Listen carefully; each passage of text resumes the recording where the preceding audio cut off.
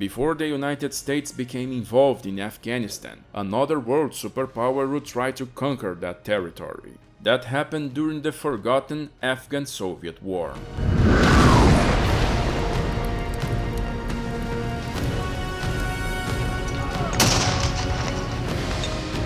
Throughout the 19th century, the isolated Emirate of Afghanistan, nestled in the high and inhospitable mountains of Central Asia, became a focus of attention for the two largest empires in the world at the time, the Russian and the British. Afghanistan bordered the Russian Empire to the north, and to the southeast shared a long border with the British Raj, the most important colony of the London Crown, which now consists of Pakistan and India. The British viewed the Russian-Afghan border with suspicion, fearing that the Tsar might use Afghan territory to mount a full-scale attack on their rich Indian colony. This way, the British Empire invaded Afghanistan twice that century, being repelled with heavy casualties on the first occasion, but managing to establish a protectorate over the country on the second. Shortly after World War I, a third Anglo-Afghan war broke out on May 6, 1919, with the Afghans once again triumphing over the British, gaining recognition of their independence as a nation. Seeking to strengthen its regional position, the Kabul government immediately sought to strengthen relations with the newly founded Soviet Union, and Afghan King Amanullah Khan signed the 1921 Soviet-Afghan Friendship Treaty with Vladimir Lenin. In 1947, with the independence of India and Pakistan, the Afghan Prime Minister Mohammad Khan initiated a policy of territorial expansionism on Pakistani territory, aiming to unify the peoples of Pashtun ethnicity under a single flag. These attempts made Afghanistan an enemy to Pakistan, a country that had an alliance with the United States. This way, in order not to see itself isolated, the Afghan government once again sought to approach the Soviet Union. But Khan's unsuccessful expansionist policies eventually became an unbearable burden for King Mohammed Zahir Shah, who fired him in 1963. 10 years later, however, Khan would stage a coup d'etat that overthrew the king and established an Afghan republic on July 17, 1973, naming himself president of the country. In 1975, Khan declared all political parties in Afghanistan, including the Communist Party, extinct, which infuriated many of its members, who had supported him in the coup that overthrew the monarchy. This feeling culminated in the assassination of Khan and his family by the communists inside the presidential palace on April 24, 1978, with the consequent implantation of the Democratic Republic of Afghanistan, a communist regime under the command of Nur Muhammad Taraki, a radical determined to transform the agrarian and conservative Afghanistan into a communist nation in the shortest possible time. The drastic measures taken by Taraki included changes in customs and military laws, which infuriated various Afghan ethnic groups, frightened even the Kremlin, and the Soviet government tried to convince him to take a softer attitude towards converting his country to a communist regime. Despite not bowing to the Soviet advice, Taraki went to Moscow and met Leonid Brezhnev, signing the Treaty of Friendship between the countries on December 5th. However, on September 14, 1979, internal power struggles within the Afghan Communist Party led to Taraki's deposition and subsequent assassination on the orders of his deputy secretary, Hafizullah Amin, who assumed leadership of the country, causing a deepening in the crisis. The dramatic and violent revolutionary measures initiated by Taraki were amplified by Amin and resulted in the end in the murder of more than 27,000 people considered enemies of the regime. The relatives of those killed then joined in an armed struggle against the Afghan communist regime, becoming known as Mujahideen, or Soldiers of the Holy War. Armed and financed by Pakistan, with US support, the Mujahideen attacked across Afghan territory, dangerously destabilizing the communist government. Amin, like his predecessor Taraki, urged the Soviet Union for a military contingent to aid his regime, but Brezhnev had so far flatly denied that possibility, seeing that the use of the Soviet army in Afghanistan would bring dire international repercussions for Moscow. But in those troubled months of 1979, the consolidation of the Iranian Revolution in the form of a radical Muslim theocracy, coupled with the real possibility of the overthrow of the Kabul government by an equally radical Muslim force, sounded the alert in the Kremlin that the religious radicalism could spread to the Muslim republics of the Soviet South. At a meeting of the highest circle of power in the Red Square, Brezhnev decided to intervene militarily in Afghanistan, but not in the form of Amin's requested support for the government. Moscow saw the Afghan communist leader as a vulnerability to the regime itself, as he had enraged the entire country with his measures, and the Soviet plan was now to initiate an intervention by eliminating Hafizullah Amin. Soviet planning foresaw a rapid military incursion into Afghanistan, with the elimination of Amin and his replacement by another authority that could stabilize the regime, with a subsequent withdrawal of troops within a period of 6 months to a maximum of 1 year. The invasion's ground contingent was placed under the command of the renowned Marshal of the Soviet Union Sergei Sokolov, and had at its core the 40th Army of General Yuri Tukharinov, based in southern Uzbekistan. Sokolov had at his disposal a force of 80,000 soldiers, 1,800 tanks, and 2,000 other armored vehicles in extremely mobile formations, originally designed for use against NATO in Western Europe.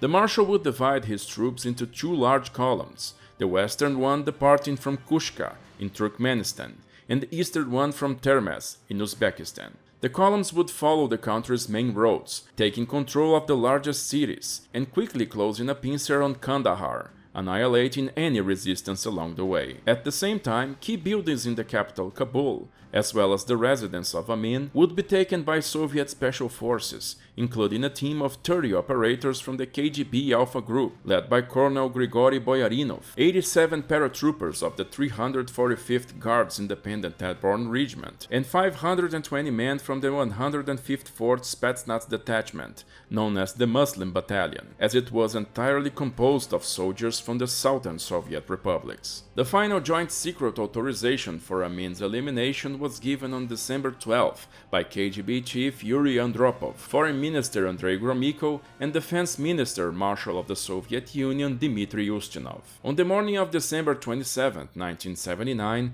the Soviet offensive was launched, with paratroopers from the 103rd Guards Airborne Division securing the perimeter of Bagram Air Base, north of Kabul, beginning the landing of troops at the same time as Sokolov's tanks crossed the border. Amin had taken refuge at the Tajbek Palace in Kabul, which was guarded by 2,200 men from the Afghan army, and had walls thick enough to withstand an artillery bombardment. Its access roads had been mined with the exception of one, in which successive machine gun nests guarded the passage. That day, a KGB agent inside the palace managed to poison Amin's lunch, but the toxin was diluted by the coke he drank, leaving him only nauseated. At 7 p.m., Operation Storm 333 was launched, in which Soviet special forces assaulted the palace. Upon being informed of the attack, Amin initially refused to believe that those were Soviets, taking a few minutes to accept the reality. In the intense exchange of fire that followed, the Soviets gradually managed to gain the inside of the palace, and Amin was executed as soon as he was located. In the action, 350 Afghan soldiers were killed, and the Soviet forces lost 14 men, including Colonel Boyarinov, who was posthumously awarded the Gold Star of Hero of the Soviet Union. The next morning, the Afghan radio announced that Amin had been executed for crimes committed against the Afghan people, and in his place the Soviets instituted Babrak Karmal, leader of the Parsham faction within the Communist Party, who immediately tried to initiate a peace dialogue with the Mujahideen. The Soviet invasion of Afghanistan quickly achieved all of its initial objectives, capturing Kabul and all the major cities along the roads, but far from being seen as liberators from Amin's tyranny, Soviet soldiers were immediately treated as national enemies. In January 1980, Soviet forces engaged in various combats for the suppression of insurgent groups in the cities, tribal militias, and even mutinous units of the Afghan army. These insurgents, however, tried to face the Soviets in the open and were quickly put down by their far superior firepower. However, the Afghans quickly learned their lesson, and Soviet contingents came under attack only in quick and punctual actions, and the assassination of isolated Soviet soldiers became commonplace in Kabul and other large cities. The tensions mounted by these events culminated on February 22nd, when after the murder of a paratrooper lieutenant in Kabul, Soviet officials took revenge by opening fire and killing several civilians, causing a huge popular uprising in the streets of the capital, which led Soviet contingents to abandon urban patrols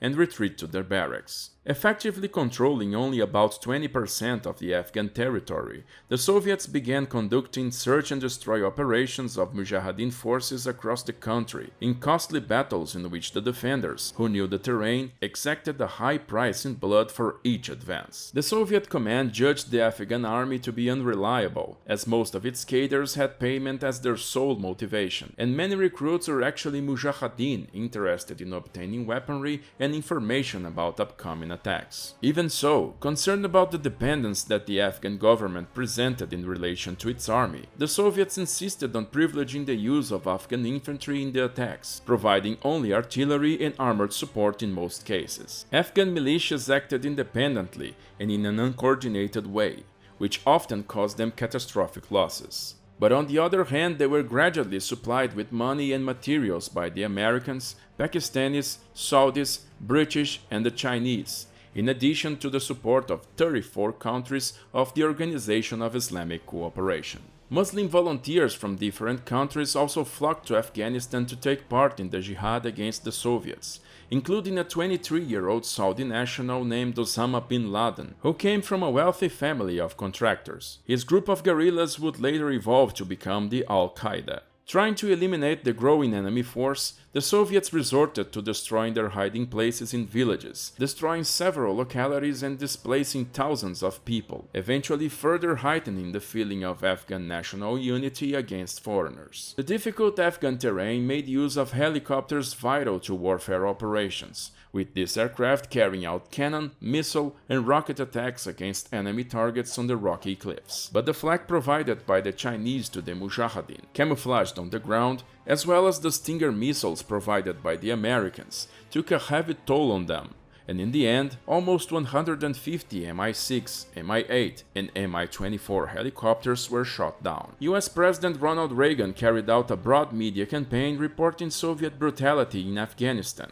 while Western media sent several correspondents to closely record the daily lives of the Mujahideen in combat, labeling them as freedom fighters. In late 1984, in an effort to foment rebellion in the Soviet Muslim republics and undermine Moscow's authority, William Casey, director of the CIA, encouraged the Mujahideen to carry out sabotage attacks inside the Soviet Union, with logistical support from Pakistani authorities. Armed, the Soviets began crossing the border and attacking targets inside Soviet territory in the first half of 1985. Among all the Afghan Mujahideen chiefs, Ahmad Shah Massoud stood out, commanding a force of 10,000 men in the Panjshir Valley north of Kabul. Massoud was considered the most efficient Afghan guerrilla leader and became the CIA's favorite for receiving supplies and money. In 1985, the Soviet force in Afghanistan reached its peak, with 108,000 troops, resulting in an increase in the offensives against the Mujahideen, who suffered catastrophic casualties. However,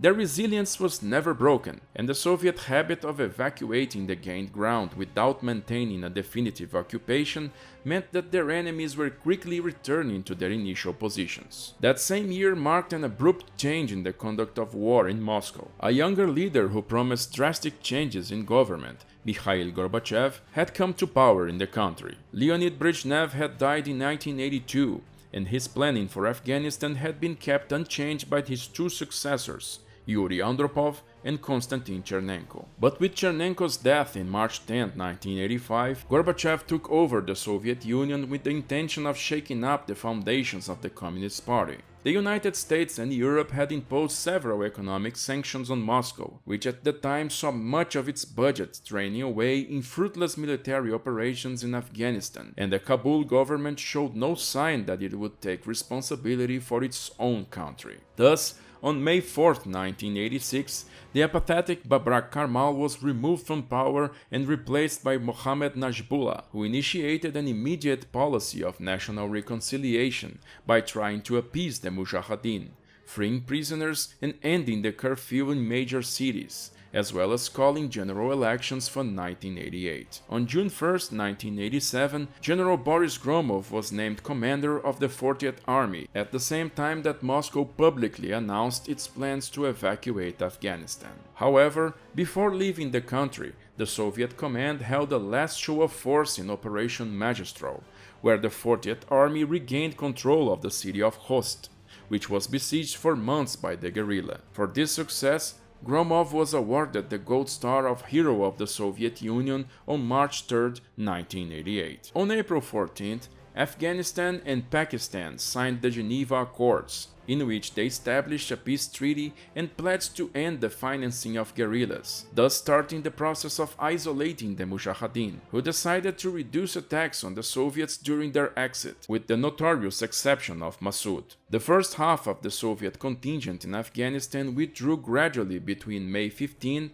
and August 16, 1988, without major incidents. Evacuation of the second half began on November 15, but Massoud's insistence on continuing the fighting prompted Moscow to order the launch of Operation Typhoon on January 23, 1989, resulting in a resounding defeat for the guerrilla, who lost 600 men in the fight. The Soviet evacuation was carried out through the Friendship Bridge on the Afghan-Uzbekistan border, over the Amur River at Termez, and on February 15, 1989, General Gromov supervised the crossing of his last vehicles, finally crossing the bridge on foot, becoming the last Soviet soldier in Afghanistan. Over nearly a decade of war, the Soviet Union had lost 14,453 soldiers in Afghanistan, without appreciably improving any aspect of the communist rule in the country. The Mujahideen had decisively resisted the superpower, despite suffering about 100,000 casualties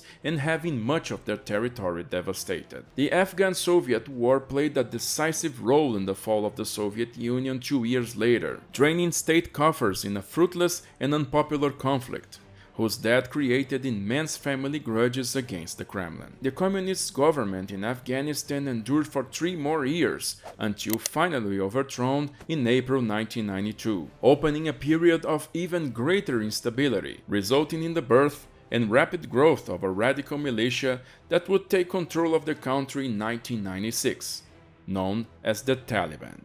Hey there, I'm glad you followed the video to the end. If you enjoyed this content, please consider subscribing. This channel will have new content for you every week, and I promise you, you will enjoy the next ones.